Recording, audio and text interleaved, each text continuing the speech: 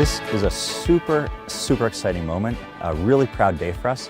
It's a very important day for history. So not only is it an important day for the Nordic racing team and for Air AC, we hit a really major milestone today with the first flight of an electric air race plane. But this is really important for industry. This is important in the history of aviation, this moment. You know, there are very few electric airplanes that are flying in the world today.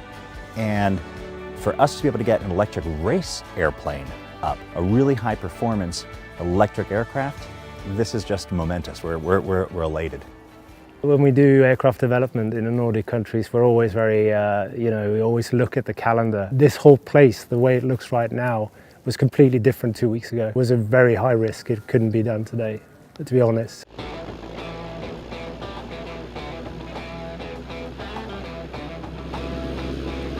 I did a takeoff towards the north and had a smooth transition up to 100 knots climbing speed. I climbed to altitude 2,000 feet. I got good indications of engine power. I had maximum torque we had set, and I had about 2,500 RPMs.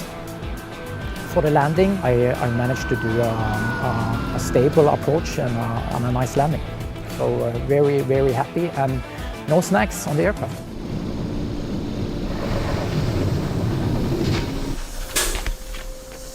Härligt! Fantastic. Bra jobbat! I feel great. It works great. Great? Yeah. Well done.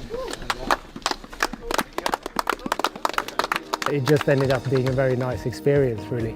There were no issues on the way, got some good feedback on the radio. I mean, a day like this couldn't really go any better than what it did, right? I'm really happy that we have a good system that works great.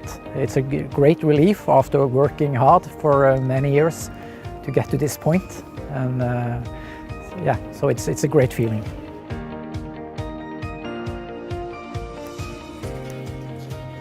I'm trying to figure out how much energy we used for the flight. So it's like double checking, is it everything okay with the battery cells. So actually looks fine. All the values is equal, so nothing strange happened. So everything is what more or less predicted. Yeah, so it's a very positive thing. Right now I feel kind of on top of the world because we did this, this first test flight. But when I forecast out a couple years to having 8 aircraft on the grid lining up with millions of spectators watching, well, I get a little tickle in my gut there.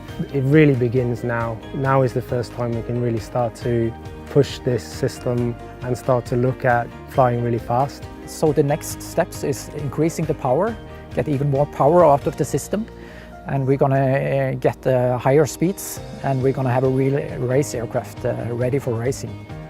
That's really where we are in 2022. This is the beginning, and now we will start to work towards the actual racing.